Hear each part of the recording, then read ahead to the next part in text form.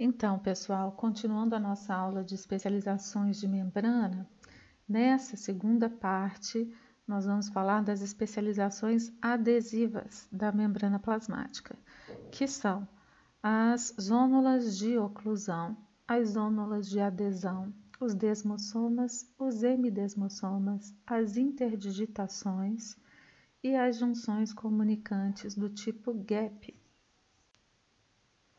Então, as especializações adesivas de membrana são aquelas em que as células utilizam suas membranas para se aderir umas às outras ou para se aderir ao substrato, né, à matriz extracelular que as suporta. Eventualmente, essas junções adesivas, elas têm uma segunda função, que às vezes é até mais importante do que a de simplesmente aderir às células entre si, né?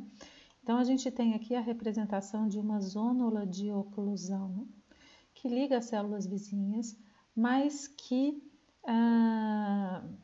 produz pontos de fusão entre membranas, entre as duas membranas vizinhas, né? Entre as membranas das duas células vizinhas, e esses pontos de fusão vedam, fecham, ocluem o espaço intercelular. Então, as zônulas de oclusão, elas são especializações adesivas, mas mais do que isso, elas isolam o nosso corpo em relação ao meio externo. Então, elas têm essa função que é mais importante ainda do que simplesmente aderir células entre si. Existe também as junções comunicantes do tipo GAP, né, em que as membranas de células vizinhas se conectam e então existe uma certa aderência aqui entre as células, porém o objetivo principal dessas junções é promover a comunicação entre células vizinhas para sincronizar o seu funcionamento. Então, nós temos aqui uma listinha mostrando as especializações adesivas de membrana, zônulas de oclusão, que, como eu acabei de falar, tem aquela função extra e talvez até mais importante, que é vedar, ocluir o espaço intercelular. As zônulas de adesão, que tem função meramente adesiva. Os desmossomas, que também têm função exclusivamente de adesão. Os hemidesmossomas, também função exclusiva de aderência. As interdigitações, a mesma coisa, função de adesão, de aderência entre células. E as junções comunicantes, que são junções adesivas que têm uma outra função, até mais importante ou principal, que é comunicar as células que estão aderidas entre si. Existem dois tipos de junções comunicantes, as junções do tipo GAP ou tipo fenda, que nós vamos estudar melhor, mais em detalhe, no final dessa aula, e as sinapses químicas, que nós não vamos estudar agora, vamos deixar para estudar na aula de tecido nervoso, tá? Então, esse é um resumo aí das especializações adesivas de membrana. A maioria delas nós vamos abordar de forma mais aprofundada nessa aula. A única que não vamos fazer isso são as sinapses químicas.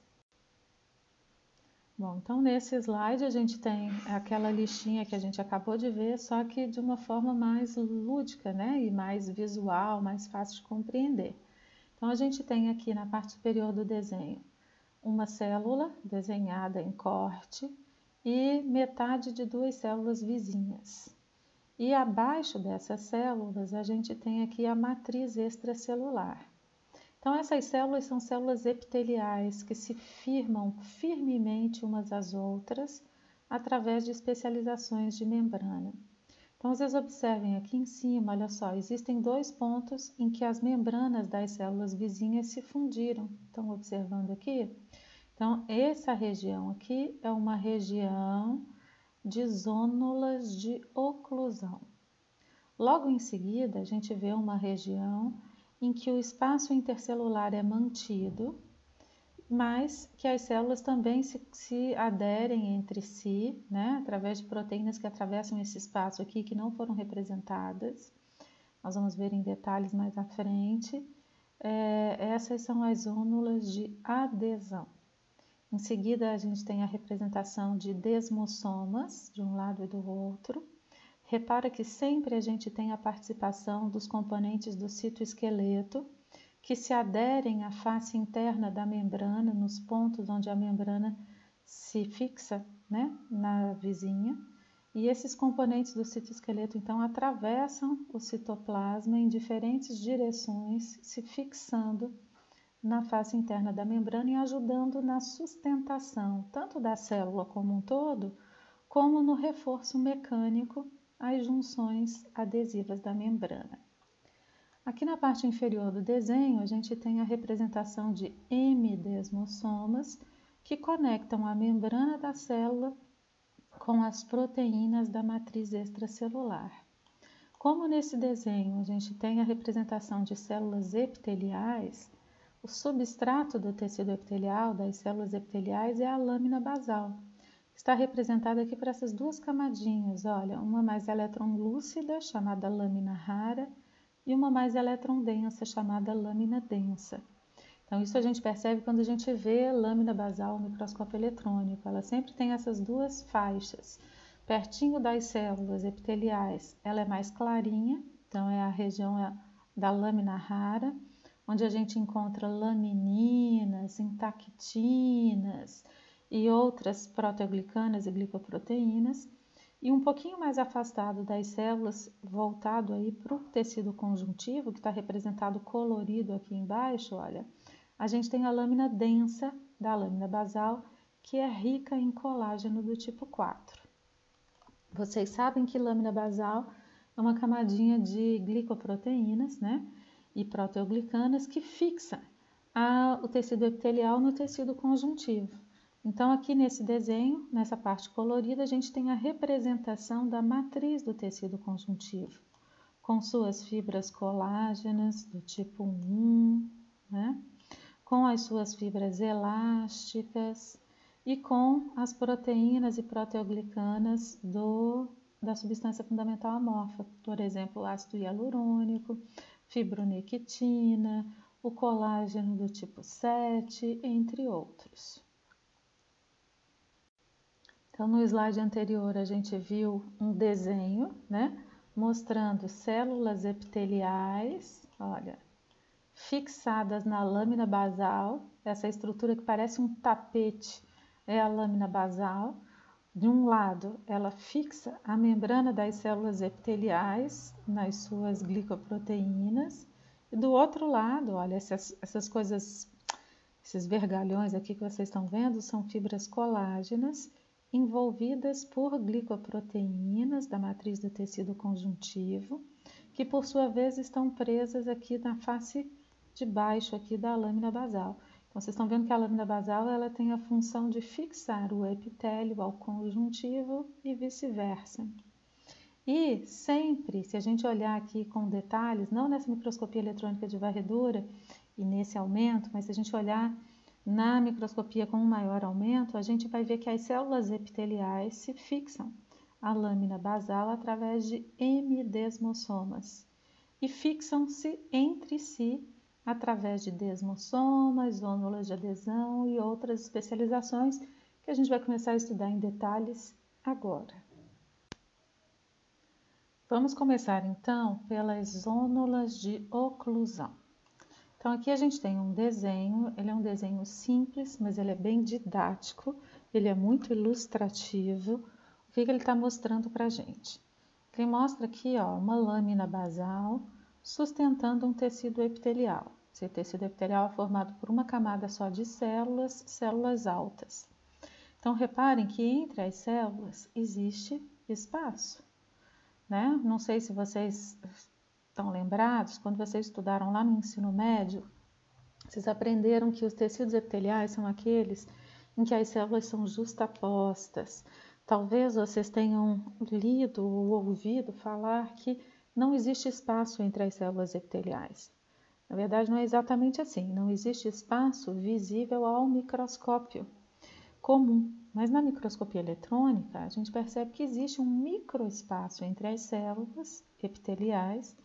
Porém, no lugar onde as células fazem zônulas de oclusão, esse espaço ele é interrompido pela fusão das membranas vizinhas. Então, vocês imaginem o seguinte, olha, aqui fora é o meio externo, tá? Vamos imaginar que essas células sejam células do intestino, por exemplo. Então, aqui em cima seria a cavidade do intestino, onde o alimento passa. E aqui, ó, já é meio interno, já é a parte interna do corpo, aqui teria tecido conjuntivo com vasos e etc. Bom, o que a gente precisa de ter em todo local onde o corpo faz contato com o meio externo? A gente precisa ter um epitélio. Por quê? Porque epitélio é o único tecido em que as células formam zônulas de oclusão. Zônulas de oclusão só são encontradas em células epiteliais, entre células epiteliais, né? Então, a zônula de oclusão, ela veda os espaços intercelulares, olha, e ela é contínua ao longo do perímetro da célula, né? De modo a vedar completamente todo o espaço intercelular. Qual é o objetivo? O objetivo das zônulas de oclusão e dos tecidos epiteliais de revestimento, o objetivo principal é isolar o meio interno em relação ao meio externo, ou isolar cavidades corporais, mesmo que essas cavidades não façam contato com o meio externo, né?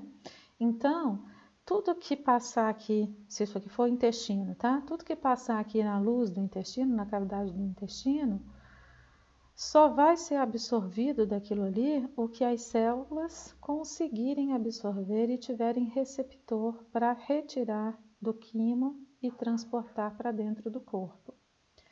Da mesma forma, nada do que já foi absorvido vai voltar para a luz do intestino pelo espaço intercelular, porque ele está fechadinho aqui, vedado.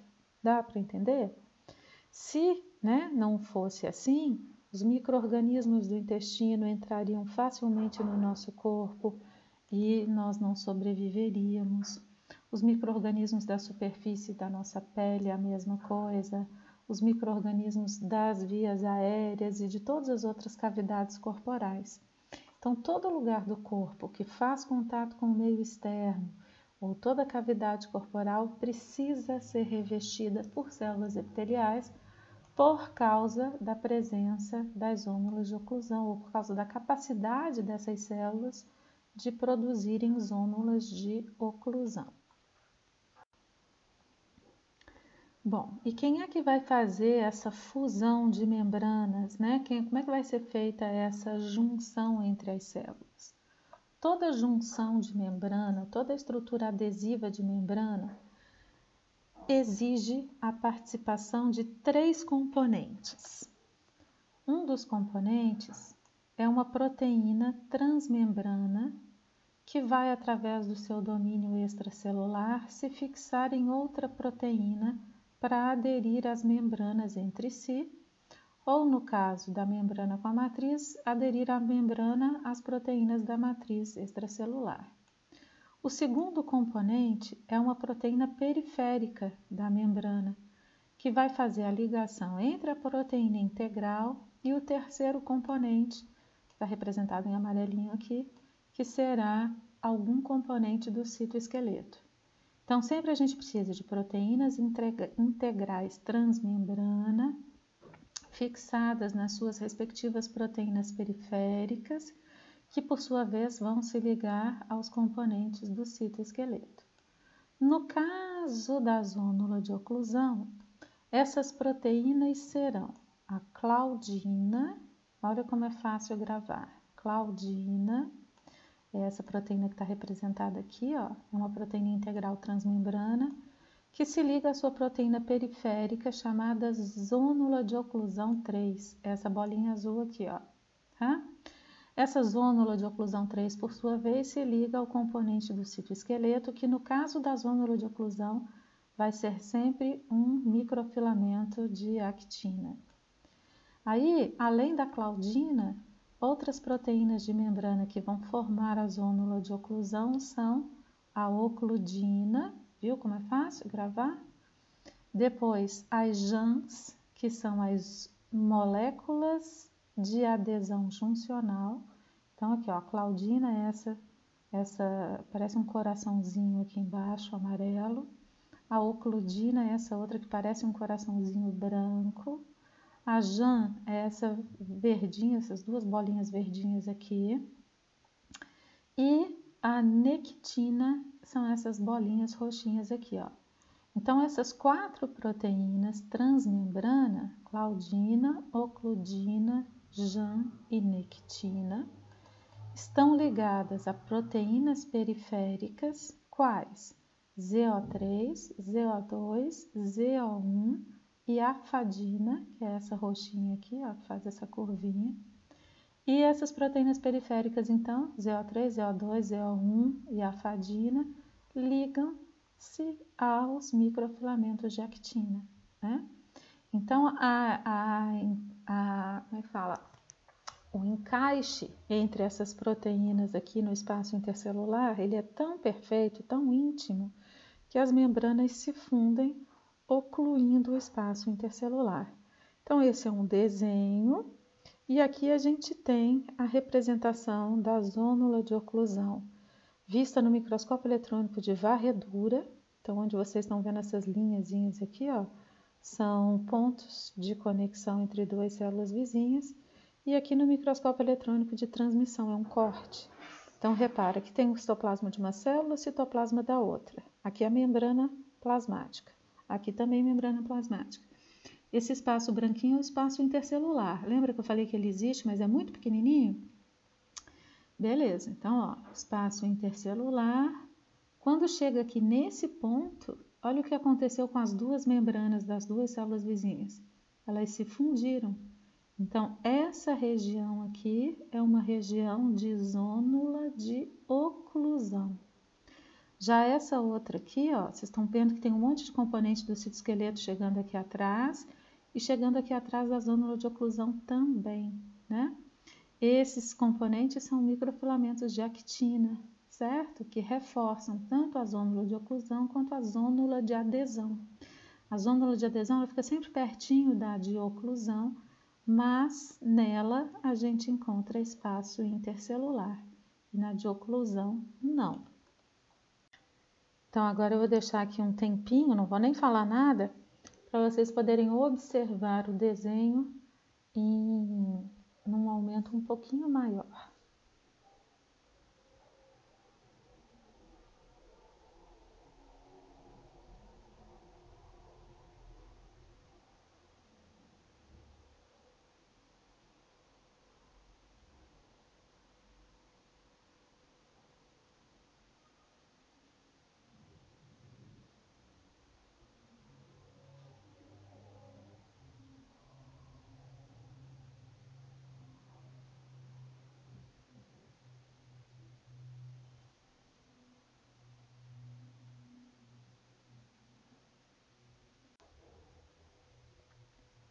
Bom, aqui a gente tem diferentes representações da zônula de oclusão, tá?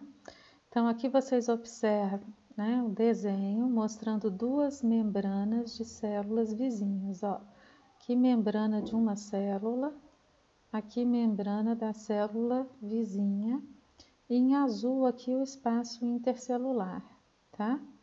Então, vocês estão vendo aqui na perspectiva e em corte, as regiões de zônula de oclusão, ó. Onde tem esse pontilhadinho aqui, ó, é a região onde a gente encontra aquelas proteínas claudinas, ocludinas, JANs, nectinas, fechando, ocluindo o espaço intercelular. Muito bem, aqui a gente tem um desenho que representa células do intestino com suas microvilosidades, né? E suas zônulas de oclusão. Essas zônulas de oclusão, então, fixam ou fundem a membrana das células vizinhas nessa região apical da parede lateral das células, né? Da membrana lateral das células. Em laranja, a gente tem a representação da luz do intestino, onde passa o alimento que vai ser absorvido. Em azul clarinho é o espaço intercelular. Então, o que esse desenho quer mostrar para a gente e essas fotografias feitas no microscópio eletrônico provam o que o desenho quer mostrar? O que ele quer mostrar é que através do espaço intercelular, nenhuma molécula passa, nem da luz do intestino para dentro do corpo, nem de dentro do corpo para a luz do intestino, tá? Então, o que ele fez? Eles fizeram experimentos. Pegaram lá uns bichinhos de laboratório, uns camundonguinhos, deram um corante, algum contraste para eles ingerirem, né? E esperaram um tempinho para esse material chegar no intestino. Aí eles sacrificaram os animais, pegaram o intestino, prepararam o intestino para análise na microscopia eletrônica e foram observar então o material no microscópio eletrônico de transmissão. O que a gente está observando aqui? Ó? Duas células vizinhas, o cinza é o citoplasma, aqui o citoplasma das microvelocidades, porque são células absortivas do intestino. Branquinho aqui é o espaço intercelular. Olha o que aconteceu aqui nesse ponto. A membrana plasmática se fundiu, fechando o espaço intercelular, não é? E aí o que aconteceu? Nada passou do intestino em direção à parte interna da célula. Vocês estão vendo que a luz do intestino está toda pretinha do contraste que o animal ingeriu e o espaço intercelular está branquinho, quer dizer, nada passou por entre as células, né? E a gente tem uma zônula de oclusão, ó, vedou aqui, vedou aqui. Aí eles falaram, bom, então beleza, essa zona de oclusão ela é 100% eficiente para barrar a livre passagem de moléculas de fora do corpo para dentro do corpo. E de dentro do corpo para fora do corpo, será que a eficiência é de 100% também? Aí o que eles fizeram? Pegaram outros bichinhos e ao invés de darem o contraste para eles ingerirem, eles injetaram esse corante na corrente sanguínea dos bichinhos. Esperaram um tempinho, sacrificaram, pegaram o intestino, prepararam para a microscopia eletrônica e o resultado foi esse aqui, ó. O que vocês estão vendo? Citoplasma das células, olha as microvelocidades aqui, a luz do intestino branquinha, porque o contraste não foi dado por via oral, foi por via venosa, né? E o espaço intercelular aqui, ó, todo pretinho. Quer dizer, o que estava na corrente sanguínea passou para o fluido intersticial e ocupou o espaço intercelular. Aqui a gente tem uma zônula de oclusão, ó, o primeiro ponto de fixação e aqui outros pontos de fixação. Então, nada passa também por entre as células de dentro para fora do corpo. Então, isso é só para provar que a zônula de oclusão ela é eficaz para bloquear o livre acesso de moléculas de dentro do corpo para fora do corpo e vice-versa. Bom, e aqui a gente tem uma outra fotografia mostrando a junção entre três células. Ó, então, a gente tem uma célula aqui, um pedacinho do citoplasma dessa célula. Vocês estão vendo aqui o retículo endoplasmático rugoso. Aqui uma outra célula do mesmo tipo dessa daqui, ó, um retículo endoplasmático rugoso, uma mitocôndria, os grânulos de secreção. E aqui a terceira célula é uma célula de um tipo diferente dessas duas. Vocês estão vendo que não tem tanto retículo assim, então é um outro tipo celular. Essas três células estão delimitando um pequeno espaço, que ele está chamando de lúmen, de luz. Então, para delimitar esse espaço, o que essas células fazem?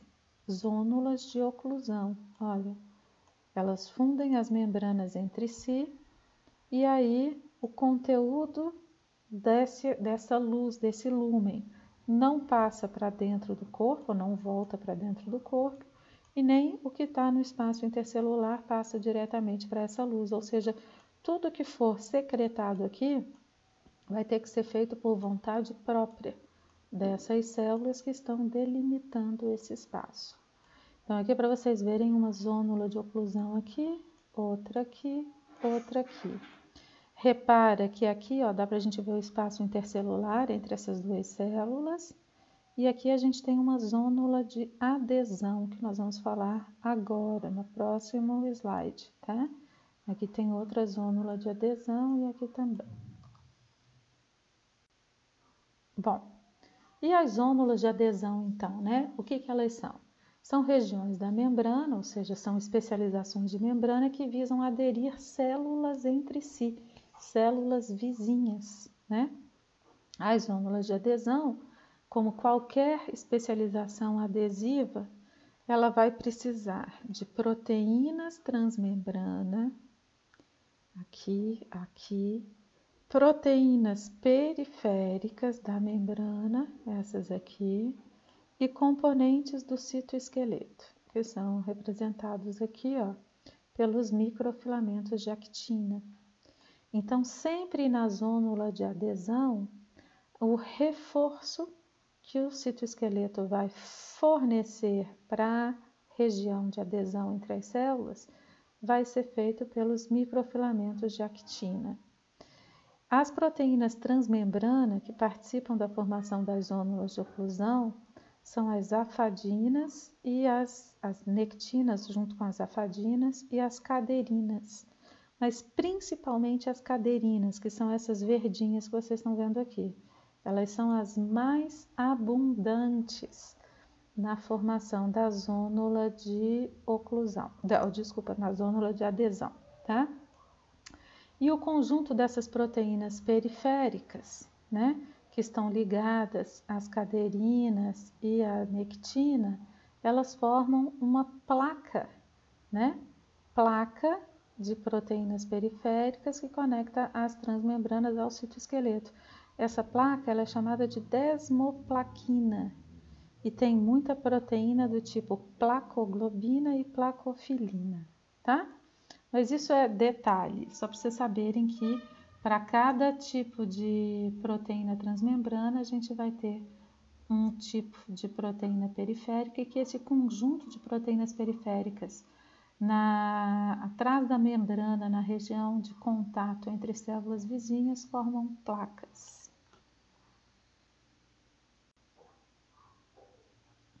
Então, vamos falar um pouquinho das características das zônulas de adesão. Então, olha, a gente já viu que são as principais proteínas que fazem adesão são do tipo caderina.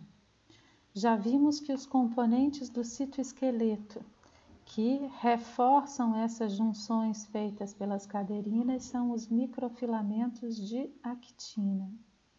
Já sabemos que na zônula de adesão o espaço intercelular ele é mantido. Olha, ele é todo atravessado por proteínas transmembrana, mas ele é mantido, ele ainda existe, né? E se a gente pegar esse conjunto de filamentos, de microfilamentos que saem da zônula de adesão e que dão a volta em todo o perímetro da célula, né? Na altura onde tem zônula de adesão, a gente chama isso de trama terminal. Então, deixa eu explicar isso um pouquinho melhor.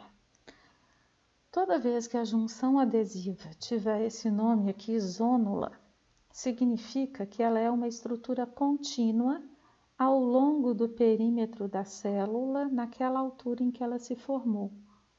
Então, vamos imaginar que eu esteja com uma camiseta de malha, por exemplo, tá?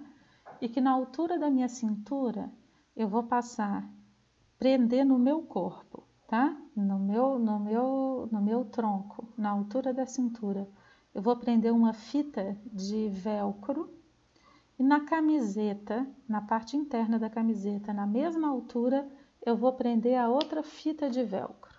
Aí eu visto a camiseta e dou umas batidinhas ali onde a fita de velcro está localizada. O que vai acontecer? Uma fitinha vai grudar na outra por causa daqueles carrapichinhos, não é? Então, isso representa, né, de forma bem figurativa, uma zônula de adesão.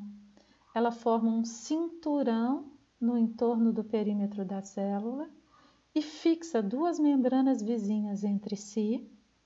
A fita de velcro faz isso, né? As duas faces da fita de velcro se fixam entre si, mantendo o espaço intercelular. Então, se a gente for olhar, entre aqueles carrapichinhos do velcro, tem espaço ocupado por ar.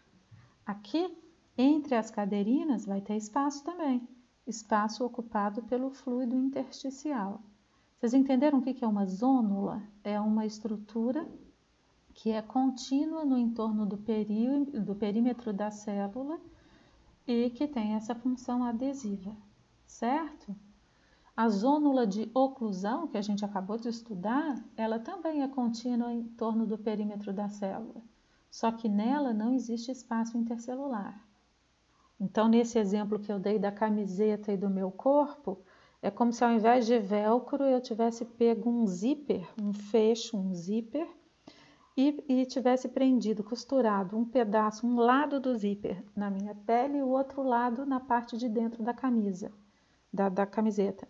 Na hora que eu puxar o fechinho do zíper, eu juntei as duas coisas em torno do meu corpo, em torno do meu tronco, sem deixar espaço entre as duas fitas que se juntaram.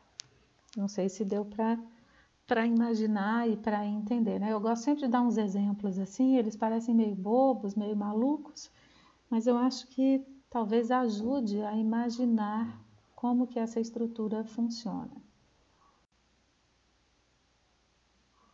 Os desmossomas também são especializações que têm o objetivo único de aderir células vizinhas entre si. E, de novo, como toda junção adesiva, nós vamos precisar de uma proteína integral transmembrana, que está representado aqui por esses pininhos verdes, por proteínas periféricas de membrana que vão se associar formando placas, estão representadas aqui em vermelhinho, e por componentes do citoesqueleto que vão se fixar nessa plaquinha, que está aqui representado pelos filamentos intermediários.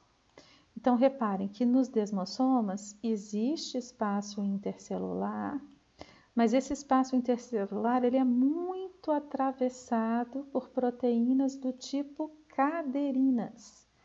Então, as mesmas proteínas que participam da formação da zônula de adesão participam também da formação dos desmossomas, certo? Só que lá na zônula de adesão, o componente do citoesqueleto que vai participar é o microfilamento de actina.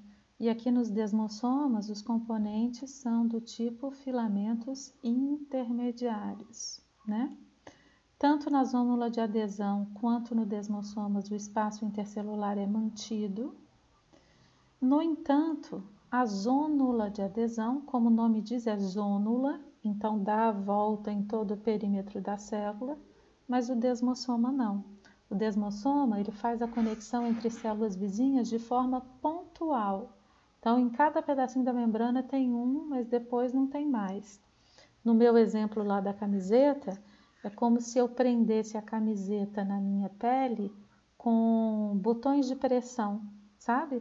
Colocasse um monte de botãozinho espalhado aí e apertasse no lugar certo, a camiseta ia ficar presa em alguns pontos, mas solta no restante da sua superfície. Então vamos lá, vamos agora olhar essa figura aqui da esquerda. É um desmossoma que foi fotografado na microscopia eletrônica. Então vocês estão vendo aqui, ó, essa linha pretinha é a membrana plasmática de uma célula e aqui a gente tem a membrana plasmática da célula vizinha, ó. Esse espaço mais clarinho aqui é o espaço intercelular. Repara que como que na superfície do desmossoma, esse espaço intercelular ele é todo atravessado por uns risquinhos eletrondensos que se encontram aqui bem no meio do espaço, olha. E se a gente observar, parece que tem uma linha bem fininha vertical aqui onde eu estou passando a ponteirinha, ó. Essa linha vertical é exatamente a região de encontro entre as caderinas das duas membranas vizinhas, ou seja, é onde a ligação química entre as membranas acontece. Outra coisa que a gente percebe é que onde tem desmossoma, ou seja, o desmossoma é isso aqui, né? Onde tem desmossoma, a gente tem a impressão de que a membrana plasmática é mais grossa. Tá vendo aqui, ó? Não parece que ela ficou mais grossinha? Não é que ela ficou mais grossinha, porque atrás dela tem uma placa de proteínas periféricas, que essa placa como está muito próxima à membrana, dá a impressão de que a membrana é mais grossinha aqui. Mas se vocês observarem com atenção, existe aqui, ó, um espaço branquinho, ó. que é esse espaço aqui, ó, entre a membrana e a placa. Estão vendo, ó, tá? Então, essa é a placa desmossômica que conecta a membrana plasmática com os filamentos intermediários do citoesqueleto. Aqui, então, a gente tem uma fotografia também no microscópio eletrônico. Vocês estão vendo que todas essas especializações são pequenininhas demais. A gente só consegue observá-las na microscopia eletrônica, né? Então, vocês estão vendo aqui, ó, duas células vizinhas, uma pedacinho da outra, e aqui o espaço intercelular, ó. Esse espaço intercelular foi vedado em 2 pontos, 2 zônulas de oclusão. E entre as 2 zônulas de oclusão, a gente está enxergando aqui um desmossoma.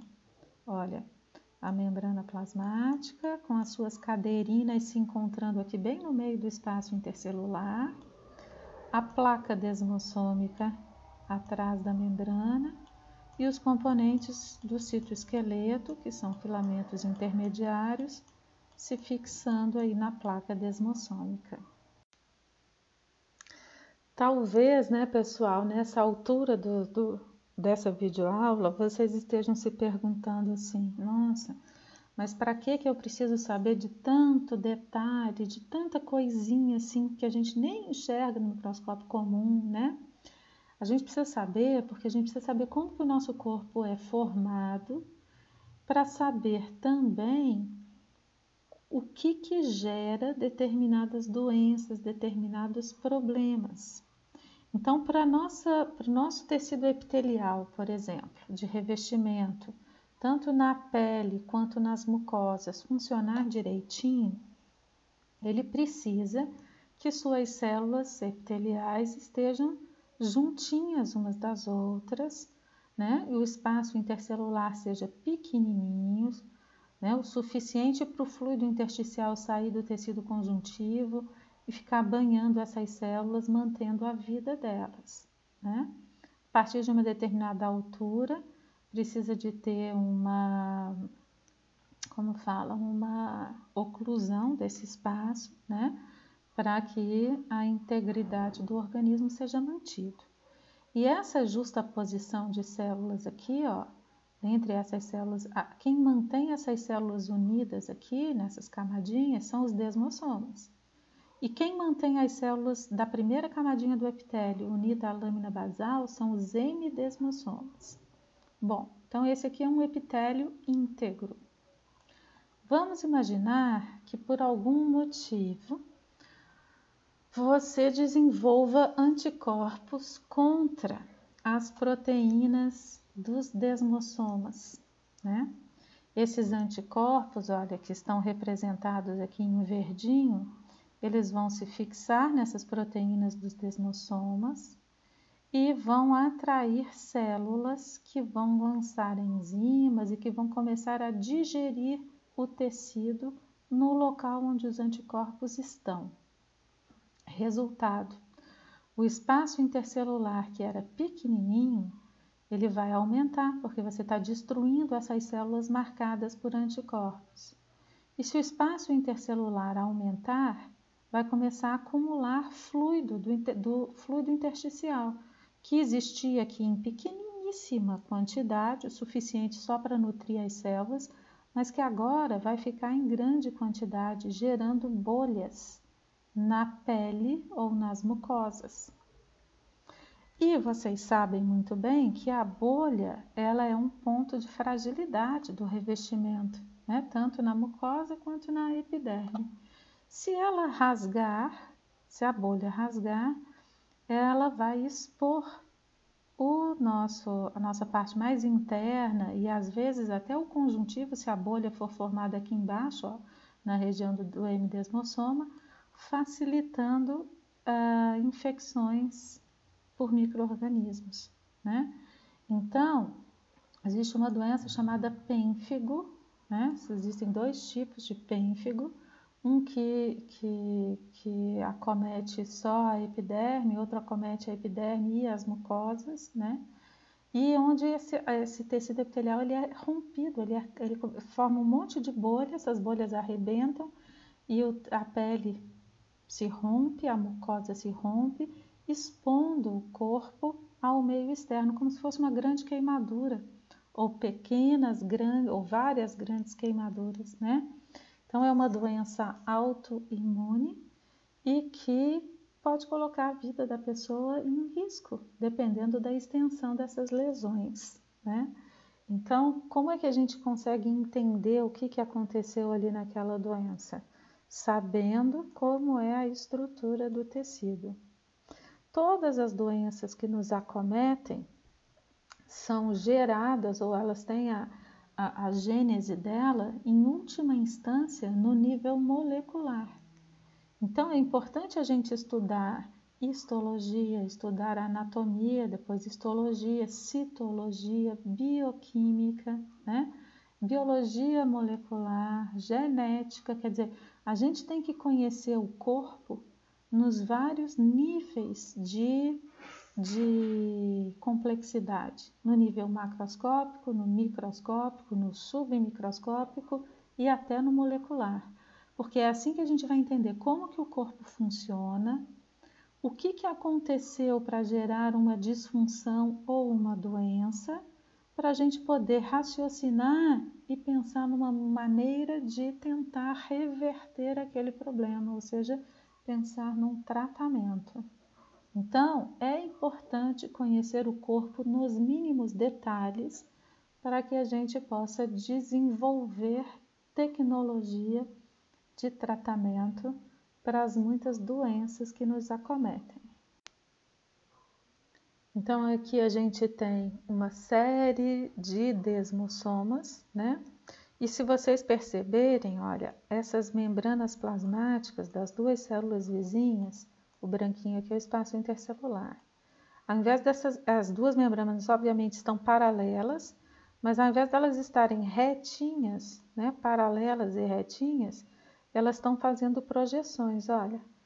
Ora elas se projetam para dentro do citoplasma de uma célula, ora se projetam para dentro do citoplasma da célula vizinha.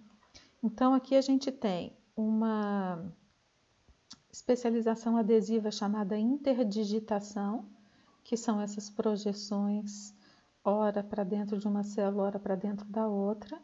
O objetivo é aumentar a superfície de membrana para poder aumentar a aderência entre as células vizinhas. E aqui, nesse caso, essas interdigitações estão reforçadas pela presença de desmossomas. Já nesse slide, olha o que a gente tem. De um lado, a gente tem uma célula, um pedacinho de uma célula, que é o citoplasma da célula. Essa linha que vocês estão vendo aqui fininha é a membrana plasmática. Do outro lado, ao invés de a gente ter uma célula, a gente tem um substrato, uma matriz extracelular. Olha só, aqui ó, onde eu estou passando o laserzinho, a gente tem a lâmina basal. Lembra que eu falei no slide anterior? A lâmina basal ela tem uma parte clarinha, elétron lúcida, perto da célula, e uma parte um pouco mais densa, olha aqui onde eu estou passando o laserzinho, que é mais voltada para o tecido conjuntivo. Então, o conjunto dessa faixa fina, pretinha aqui, com essa faixa mais grossinha, branquinha aqui, é a lâmina basal. Aqui embaixo a gente tem o tecido conjuntivo. As fibras colágenas, aqui ela tem, vocês estão vendo ela em visão longitudinal, essas bolinhas aqui são fibras colágenas que estavam vindo na nossa direção, cortadas transversalmente. Então, lâmina basal fixa o epitélio no conjuntivo. Mas quem fixa as células na lâmina basal são essas proteínas, olha que vocês estão vendo aqui, parecem uns risquinhos verticais, estão vendo? Saindo da membrana e embaralhando aqui com as proteínas da lâmina basal. Essas proteínas, elas são de um outro tipo, são chamadas integrinas, né? Então, são proteínas transmembrana, mas não são claudinas, não são ocludinas, não são nectinas, não são caderinas, elas são do tipo integrinas. Sempre quem conecta membrana plasmática com sua matriz, seja qual tipo de célula for, são moléculas ou proteínas de membrana do tipo integrinas. Atrás das integrinas também tem aquela placa de proteínas periféricas, por isso que onde tem M-desmossoma a membrana parece mais grossinha, né? E sempre chegando na placa do M-desmossoma, a gente tem filamentos intermediários do citoesqueleto. O conjunto dos filamentos intermediários é chamado de tonofilamentos. Então, atrás de cada M-desmossoma, a gente tem feixes de filamentos intermediários, que são os tonofilamentos. Do mesmo jeito que chegando atrás da membrana em cada desmossoma, a gente também tem feixes de filamentos intermediários, que também são chamados tonofilamentos. Então, está aqui a representação de um M-desmossoma, né? Ele é chamado M-desmossoma porque ele parece com a metade de um desmossoma, mas é só na aparência, né? Porque olha só, aqui a gente tem em verde e amarelo membrana plasmática, azulzinho aqui as proteínas transmembrana, que a gente já sabe são do tipo integrinas nos M-desmossomas, a placa de proteínas periféricas e os filamentos intermediários, né? Então, M-desmossomas servem para fixar células à sua matriz extracelular. Aqui a gente tem uma outra representação parecida com aquela que a gente viu no comecinho dessa aula. Olha, tecido epitelial em laranja, a lâmina basal com sua lâmina rara e sua lâmina densa, e as proteínas aqui da matriz do tecido conjuntivo. Fibras colágenas e as proteínas da substância fundamental amorfa.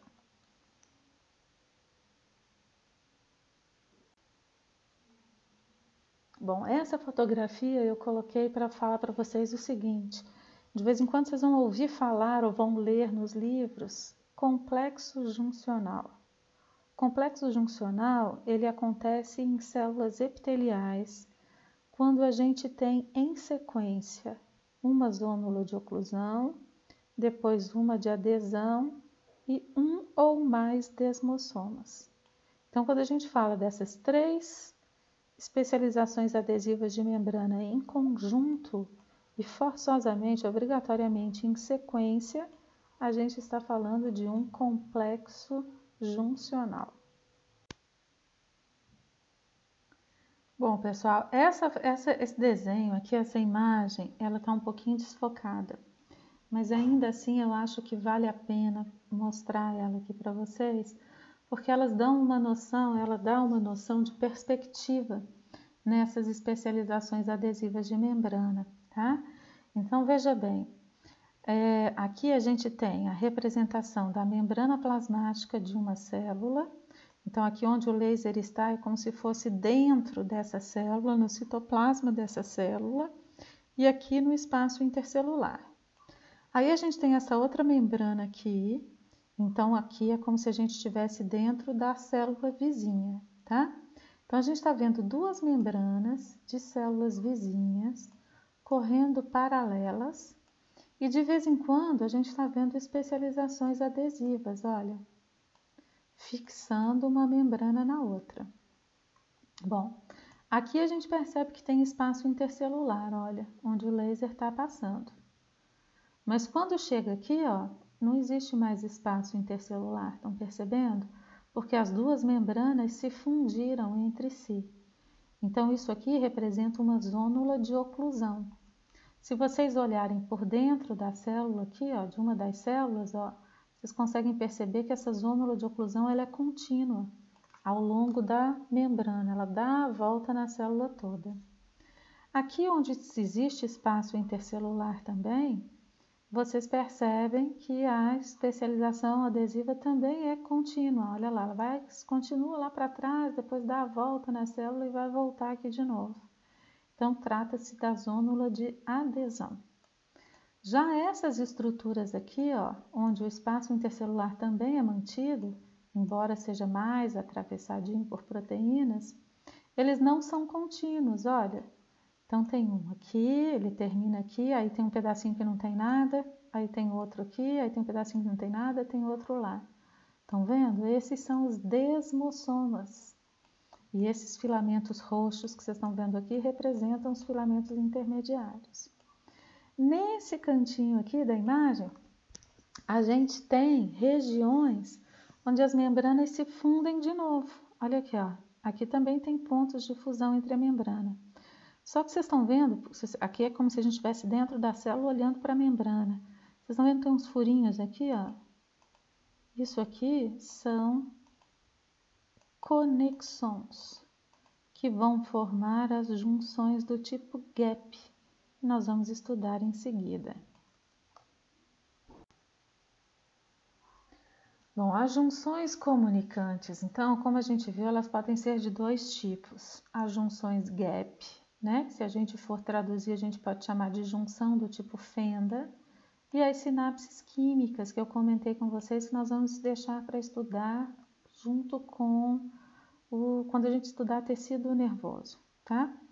Então, o que eu quero que vocês prestem atenção agora, é nas junções gap, que estão desenhadas aqui, ó. Esse desenho é do livro do Alberts. Então, veja bem, em amarelo, a gente tem a representação da membrana plasmática de uma célula, que é vizinha a essa outra célula aqui, ó. Então, amarelinho é a membrana plasmática da célula vizinha. Essa parte aqui é a face citoplasmática da membrana da célula, que eu vou chamar de célula A, tá? Então, é como se a gente estivesse dentro dessa célula, olhando para a membrana. A gente ia enxergar, olha, esses conjuntinhos aqui, né? Que são os conexons. Aqui a gente está vendo um conexon em corte. Então, conexons são conjuntos de proteínas transmembranas chamadas conexinas. Então, 6 conexinas se associam para formar um conexon. O conexon, ele tem no centro dele um espaço, um buraquinho, né? Que na verdade é um canal, olha. Aqui a gente está vendo um conexon cortado, vocês estão vendo que tem um canalzinho que atravessa a membrana plasmática. Essa parte lilás é a face externa da membrana da célula que eu vou chamar de B, tá? Então, a gente está vendo também conexons na face externa da membrana. Por que a gente está vendo na face externa e vê também na face interna? Porque conexons são formados por proteínas transmembrana. Então, tem uma parte interna, tem uma parte transmembrana e tem outra parte externa, né? Então, vocês estão vendo que os conexons, na verdade, são poros de membrana plasmática. E as junções gap, elas acontecem quando o poro da membrana de uma célula se fixa e se continua com o poro da membrana da célula vizinha. Então, se vocês repararem, olha só, existe uma ponte citoplasmática entre essas duas células. Uma não, várias, né? Pontes citoplasmáticas entre as duas células. Toda molécula que for menor do que o orifício desse poro vai poder passar livremente de uma célula para outra, obedecendo o gradiente de concentração, ou seja, por difusão simples. Então, aqui a gente tem um outro desenho que representa os conexons, né, e das junções do tipo gap. Talvez esse desenho seja mais fácil para vocês entenderem, ó. Em vermelhinho aqui a gente tem a membrana de uma célula, aqui a membrana de outra célula. Aqui é o espaço intercelular, ó, onde eu estou passando o laser.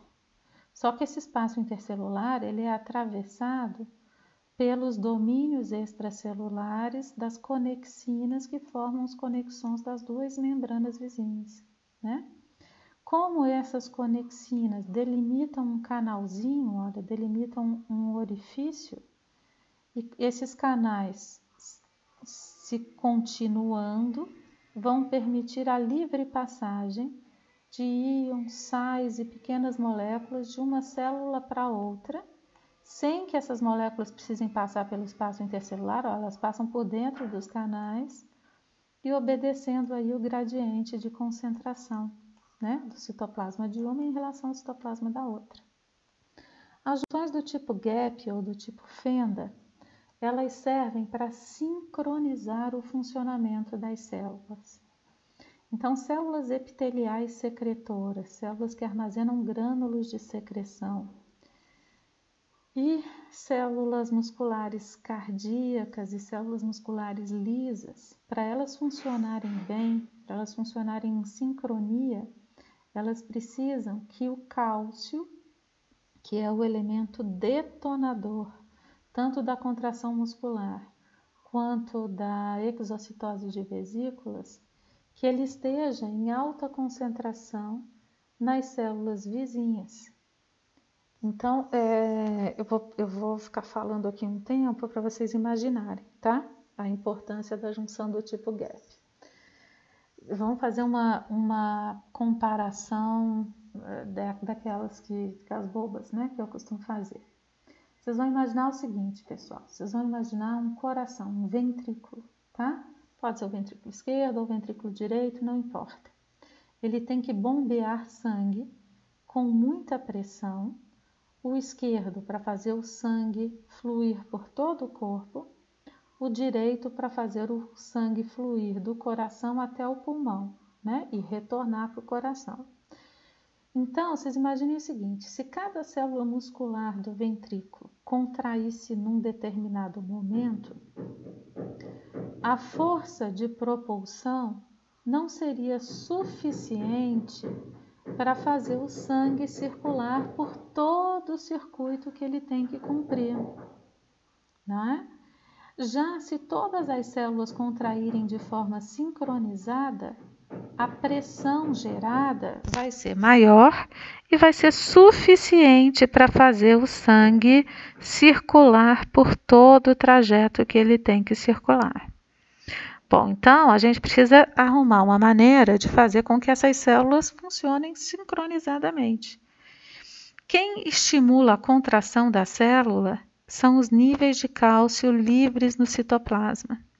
As células guardam cálcio no retículo liso e quando elas recebem o estímulo para contrair, elas liberam esse cálcio no citoplasma. Se as células estiverem ligadas entre si por junções gap, todas as células que estiverem interligadas vão atingir o nível mínimo de cálcio para contração ao mesmo tempo. E aí elas vão contrair de forma sincronizada. Vamos entender como. Agora então vou fazer minha comparação, tá? Vocês vão imaginar que num terreno bem grandão, vamos imaginar um campo de futebol. A gente vai construir 5 piscinas, cada uma com uma profundidade diferente. Então, uma vai ter 1 metro de profundidade, a outra vai ter 2, a outra vai ter 1,5 metro, a outra vai ter 80 centímetros e por aí vai, tá? Só que eu vou fazer o seguinte, entre cada uma dessas piscinas, eu vou colocar uma manilha, um canozinho, uma ligação entre elas, um túnelzinho ligando essas piscinas a 50 centímetros do fundo, tá? E aí eu vou pegar a primeira piscina, a piscina mais rasinha, e eu vou colocar uma mangueira nessa piscina, tá? E aí vou deixar a mangueira aberta lá. Posso colocar nas outras também, tá? Então vou deixar lá as piscinas enchendo. Quando o nível de água da primeira piscina chegar a 50 centímetros, o que vai acontecer? Essa água vai começar a escoar para a piscina vizinha e vai ajudar a encher a piscina vizinha até a altura, né, da manilhazinha. Quando essa piscina, a segunda piscina, chegar na altura da manilha, a água vai escoar para a terceira e depois para a quarta e assim por diante. Quando todas as piscinas estiverem com a água na altura da manilha, todas vão começar a subir, ou seja, a encher, né, juntinho. A gente conseguiu sincronizar o enchimento entre elas. Tá dando para entender? Então, é a mesma coisa com o cálcio entre as células. Quando uma primeira célula libera cálcio, ele se espalha pelo citoplasma, flui para o citoplasma da vizinha, da segunda célula para o da terceira, aí a segunda abre libera cálcio, aí flui, aí a outra libera. Quando todas atingem a mesma concentração de cálcio, e essa concentração é mínima, né? Todas vão contrair juntinha e a força, a pressão, né? Para fazer o sangue circular vai ser suficiente, né? E a contração então vai se tornar eficiente. Deu para entender? A mesma coisa quando a gente pega as células epiteliais de uma glândula. Então, vamos supor que eu precise digerir um alimento que eu acabei de ingerir, né? Então, eu preciso produzir suco pancreático. Lá no pâncreas, eu tenho várias pequenas células que produzem enzimas. Se cada uma delas liberar a secreção em momentos diferentes, eu não consigo um volume mínimo de suco pancreático, uma quantidade mínima de enzimas para digerir aquele alimento que eu acabei de ingerir. Tá dando para entender? Então, eu preciso que em determinadas situações que as células trabalhem de forma sincronizada. No caso das células musculares, para gerar uma força de contração eficiente. No caso das células epiteliais, secretoras, para conseguir um volume de secreção suficiente. Nessa imagem, então, depois de toda essa explicação, né, o que a gente tem? Olha, membranas vizinhas, bem próximas, que aqui, ó, nessa extensão, vocês estão vendo que as membranas se fundiram, né? Por que elas se fundiram? Porque tem vários conexons se encontrando aqui no espaço intercelular.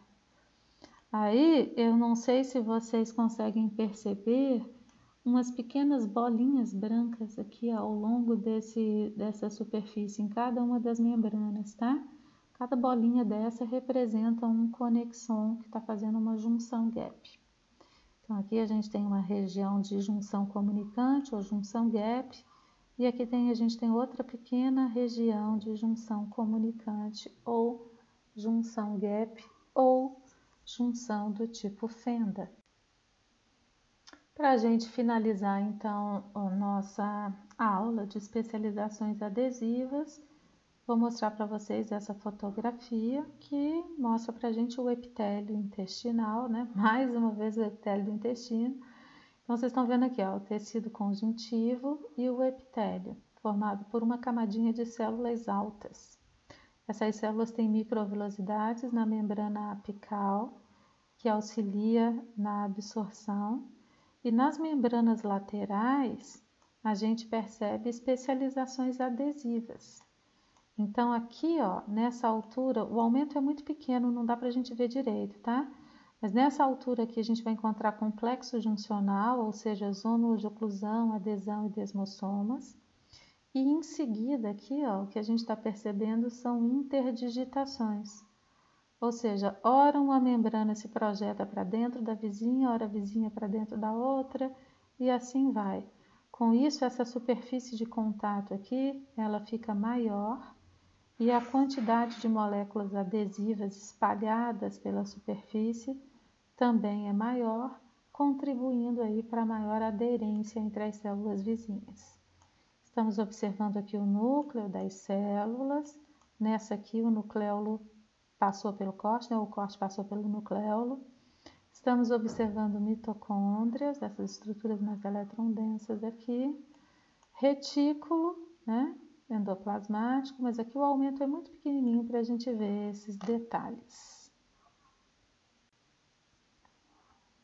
Bom, falamos bastante de todas as especializações adesivas de membrana, demos exemplos e, enfim, né? Eu gostaria que vocês estudassem esse assunto, anotassem todas as dúvidas que vocês tenham, para que a gente possa discutir e esclarecer esses pontos nos nossos encontros, né? Nas nossas aulas virtuais, certo? Então é isso, pessoal. Bom trabalho e nos encontramos na nossa próxima aula.